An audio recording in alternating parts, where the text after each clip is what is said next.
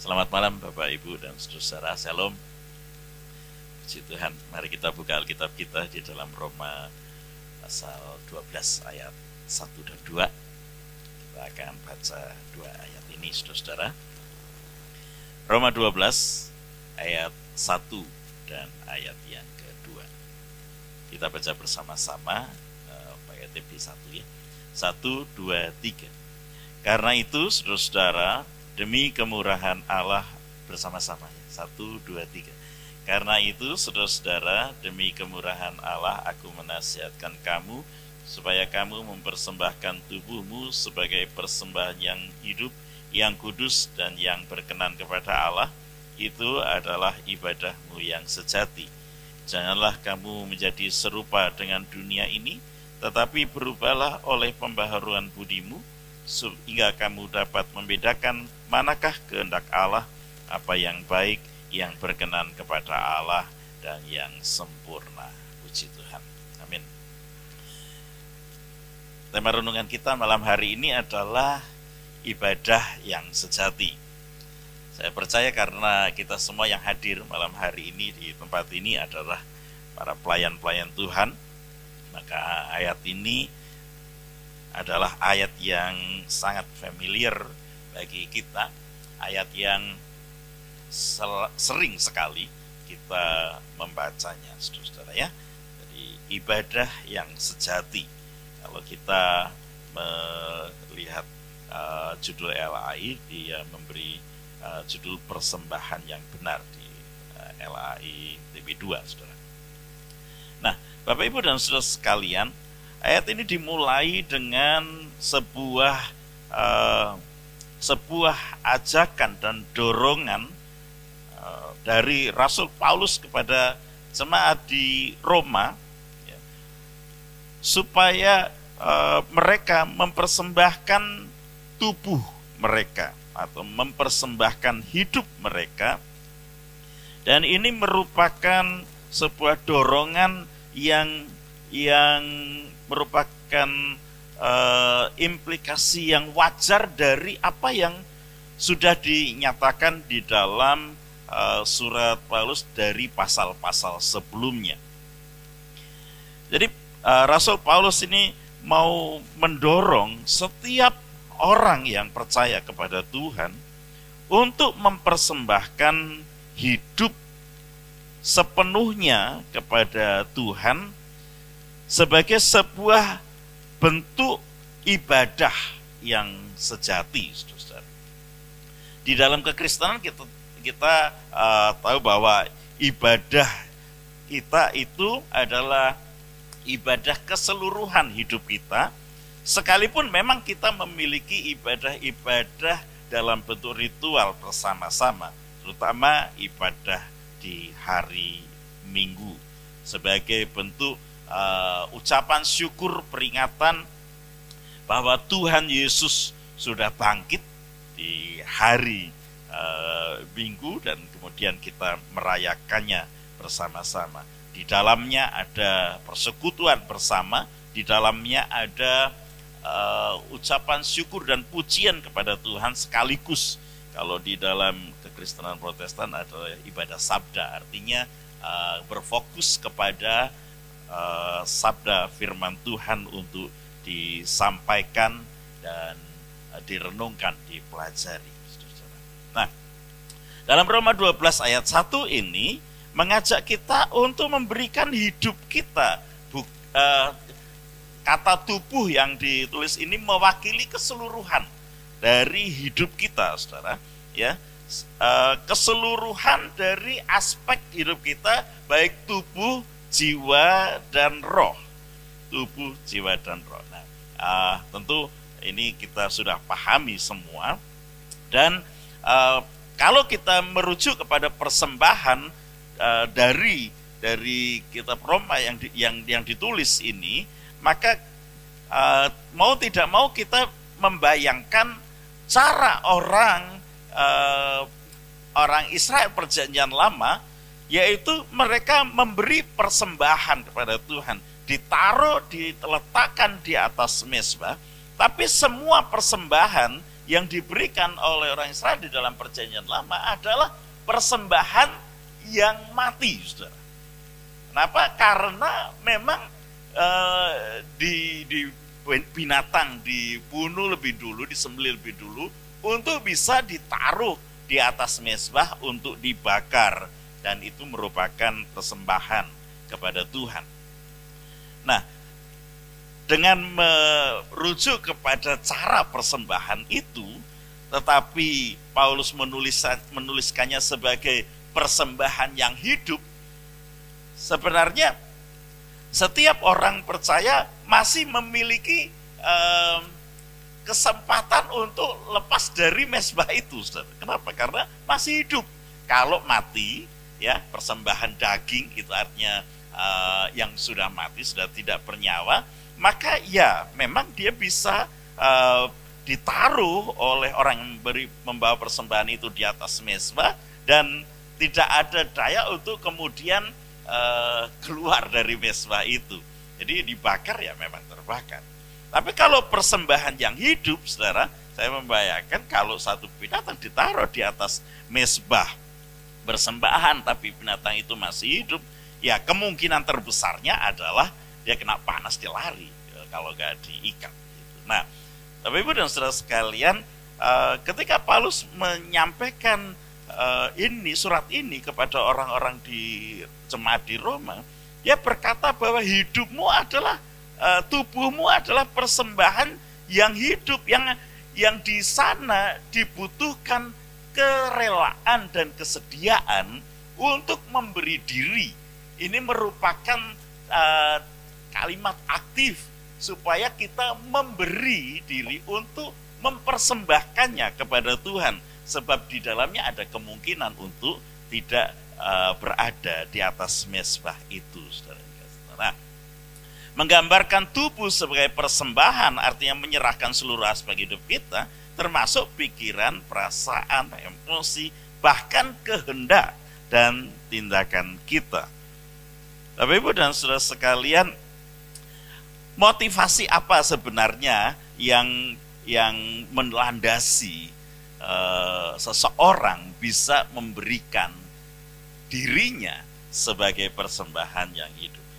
Satu-satunya motivasi kalau kita melihat di dalam ayat 1 adalah dikatakan, karena itu saudara-saudara, demi kemurahan Allah aku menasihatkan. Artinya Paulus menasehatkan jemaat untuk memberi persembahan ini karena kemurahan Allah.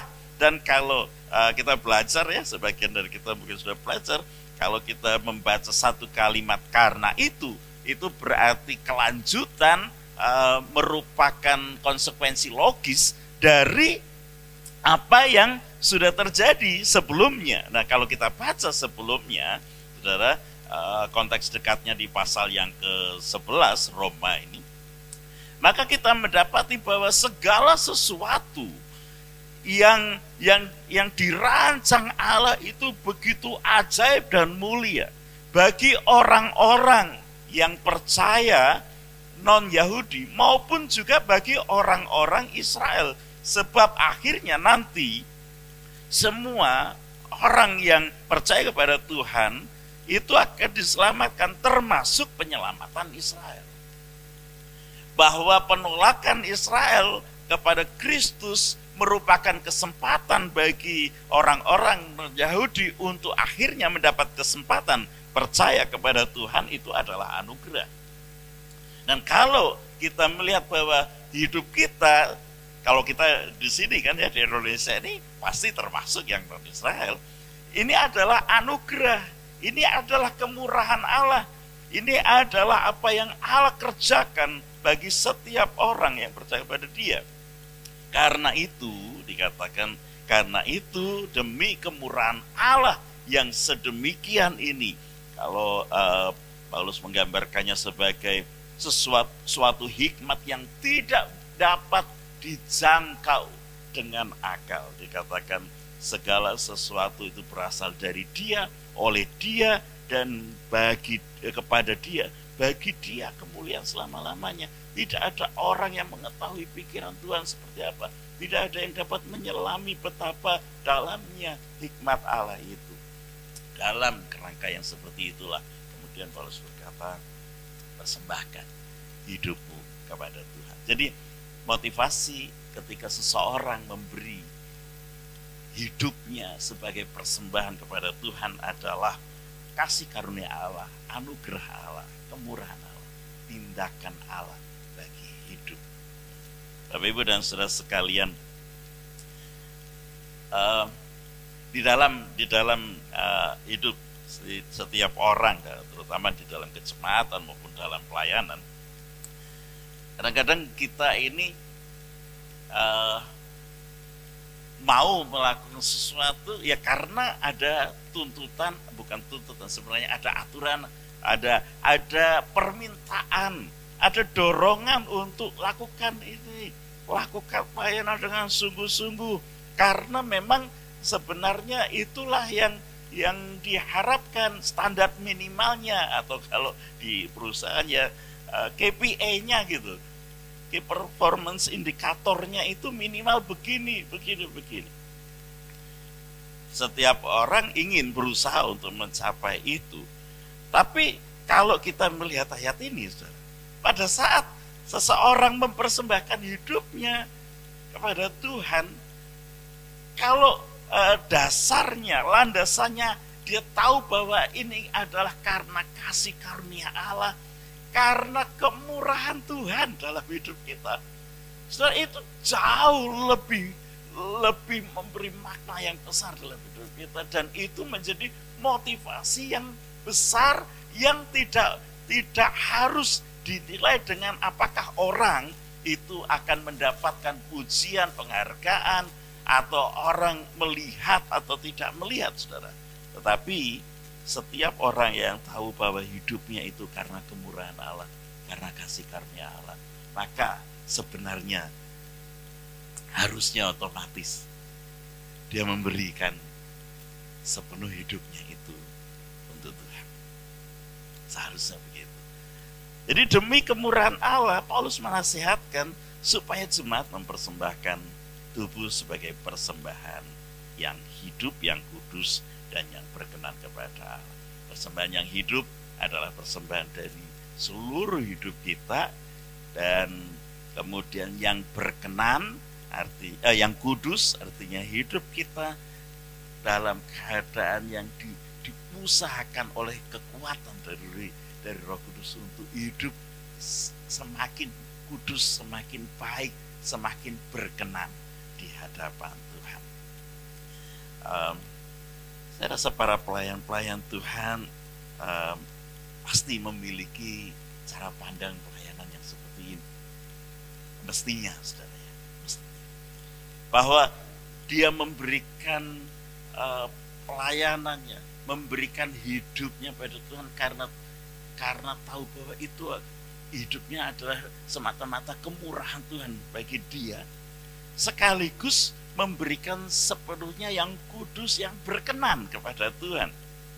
Bahwa kalau ada orang-orang yang merasa bahwa dia memberi hidup untuk Tuhan, tapi sebenarnya dia masih mengikuti apa yang menurut dia baik, dan mungkin bukan baik tapi menurut dia tidak masalah, tapi sebenarnya kalau dinalar sebenarnya juga apakah itu berkenan di hadapan Tuhan atau tidak, begitu, saudara.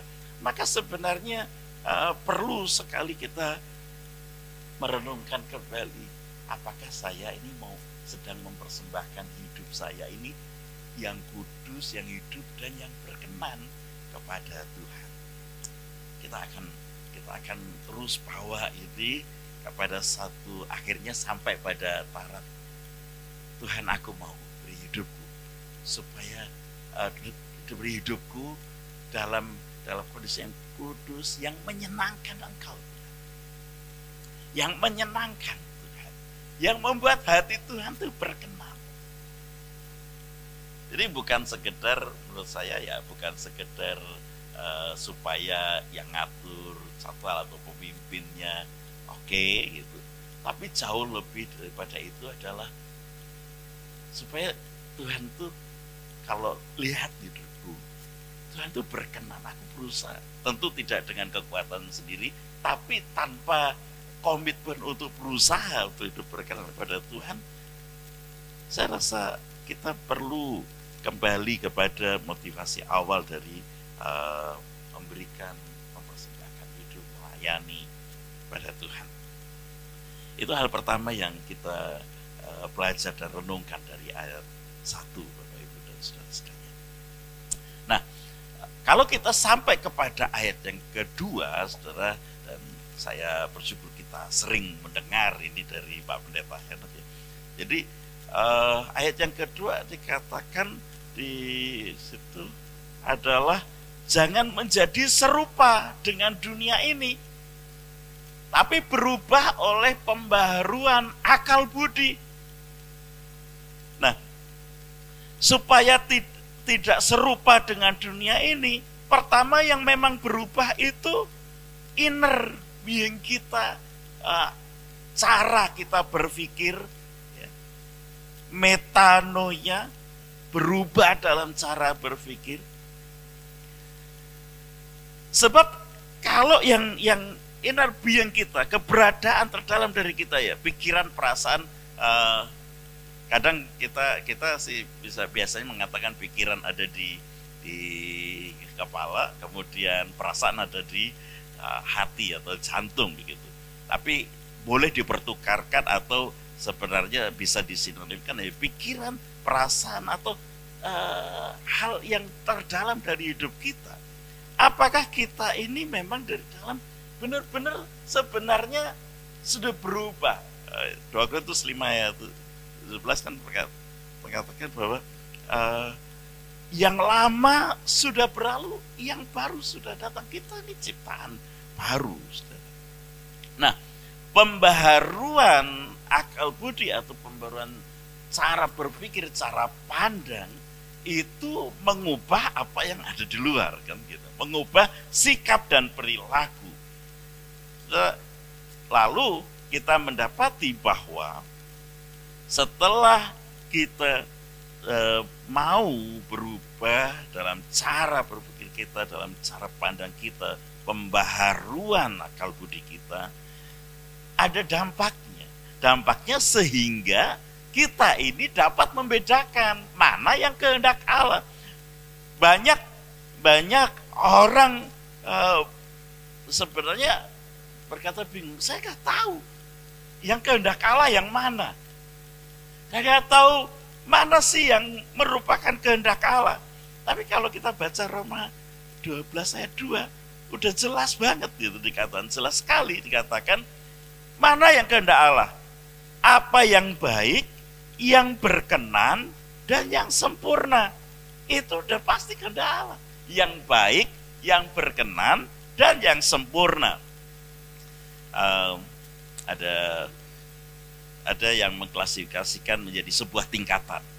Baik, berkenan, kemudian sempurna. Kalau sempurna, mungkin banyak orang kan berkata, ya sepertinya tidak memungkinkan untuk sempurna ketika kita masih hidup dalam dunia ini. Baik, bisa begitu. Tapi yang sempurna yang dikehendaki Allah itu bisa kita ketahui. Karena di sini kita bisa bedakan mana yang kehendak Allah, yaitu yang baik, yang berkenan kepada Allah, dan yang sempurna. Kehendak Allah yang sempurna bisa diketahui, dikenali kalau seseorang mau cara berpikirnya dan hidupnya itu berubah. Nah, Bapak Ibu dan saudara sekalian, adalah merupakan satu hal yang wajar kalau setiap orang akhirnya di dalam hatinya mestinya punya keinginan untuk menyenangkan hati Tuhan. Kan dia di dalam hati setiap kita ada Roh Kudus yang mendorong kita untuk selalu berusaha menyenangkan hati Tuhan. Kegagalan-kegagalan untuk menyenangkan hati Tuhan mungkin saja karena seseorang itu memaklumi ketidakbenaran memaklumi hal-hal yang dianggap biasa oleh masyarakat dan kemudian menurunkan standar dari kebenaran dan kekudusan. Misalnya, kalau seseorang tahu bahwa Allah itu menghendaki yang baik yang dipikirkan, yang mulia, yang suci, yang sedap didengar. Tapi masyarakat menganggap membicarakan, menggosip itu ya enggak jelek-jelek amat karena yang lain juga melakukannya.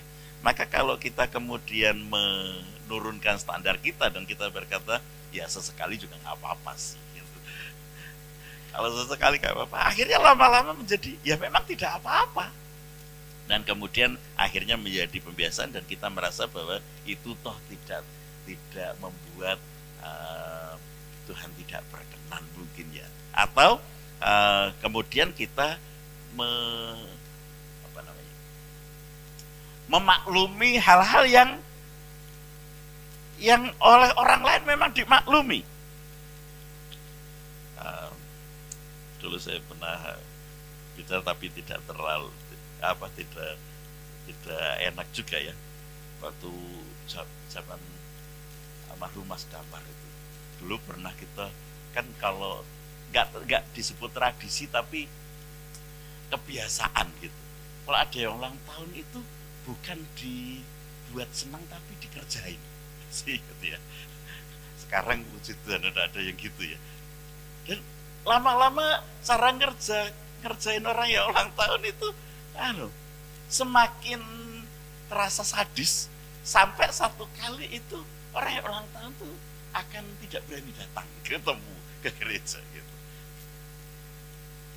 Nah, satu kali ada peristiwa bahwa ulang tahun terus lama-lama ngerjainnya kalau nggak semakin keren tuh nggak marem gitu ya. Dari kerjainnya itu pakai telur dan tepung gitu.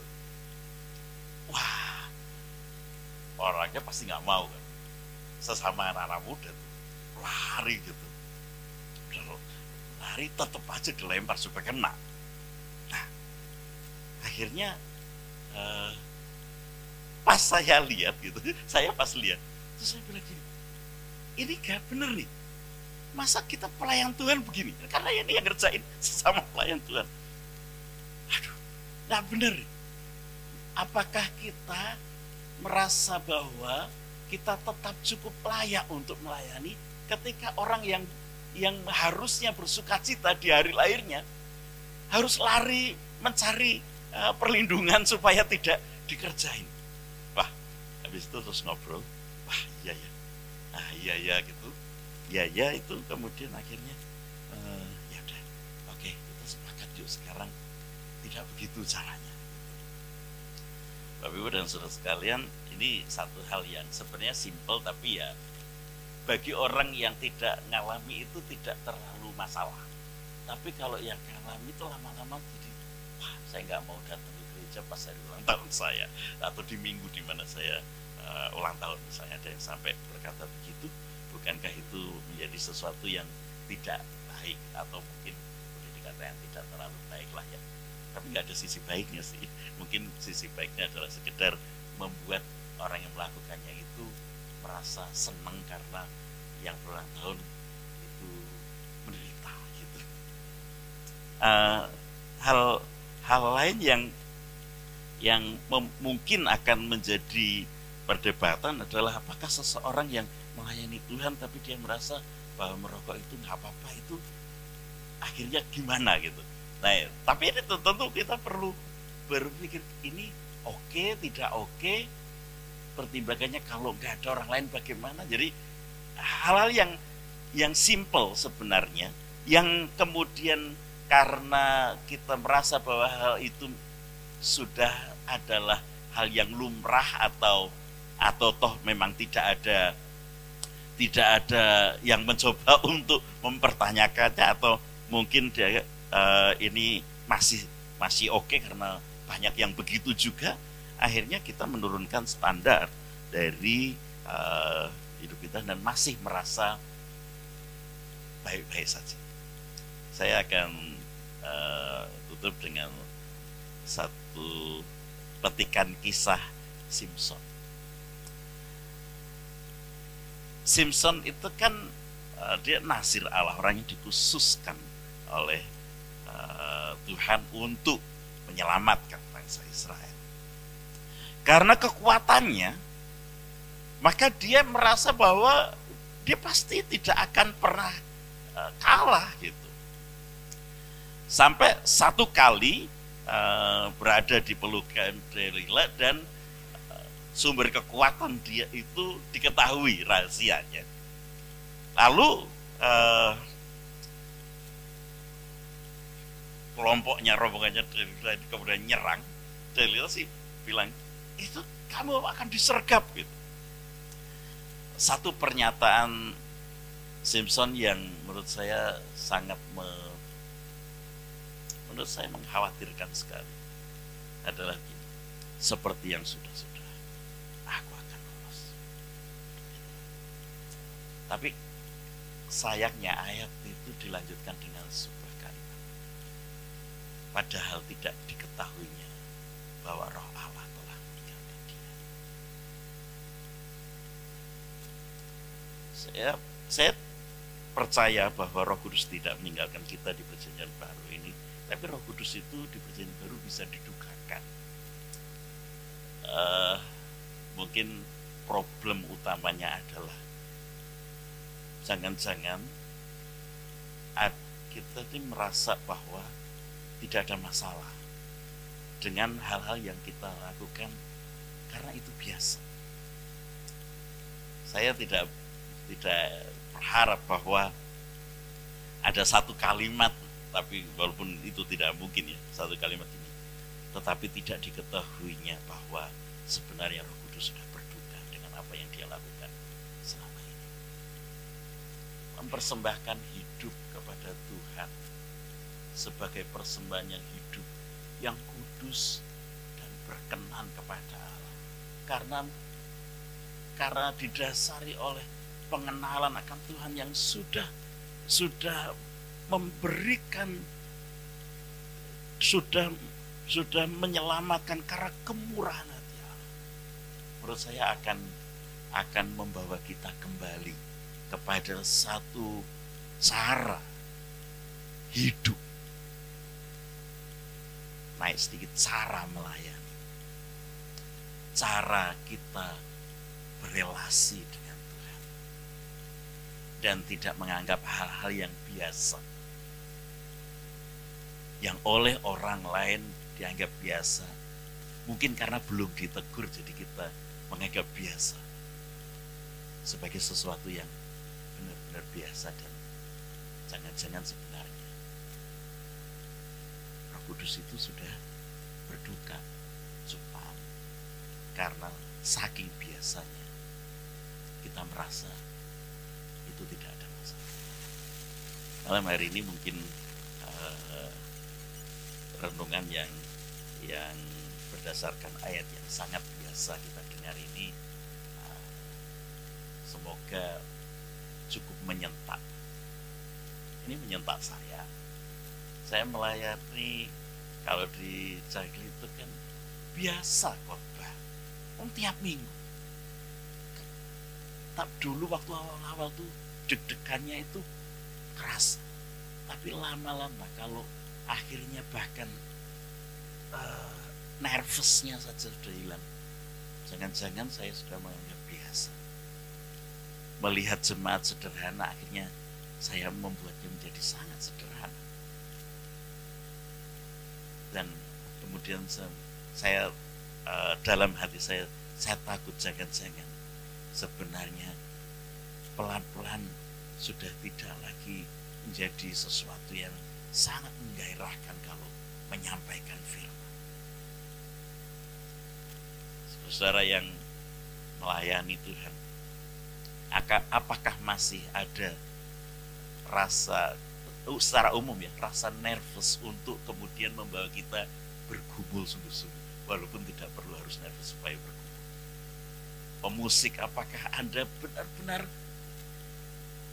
kalau saya mau melayani, saya melayani raja di atas segala raja, apakah dia berkenan atas hidup?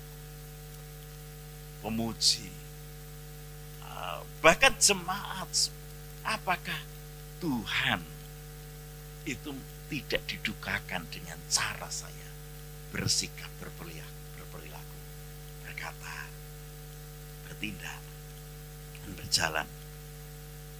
Kiranya Tuhan, Roh Kudusnya menolong kita untuk melihat ini sebagai sesuatu yang sangat penting bagi hidup kita.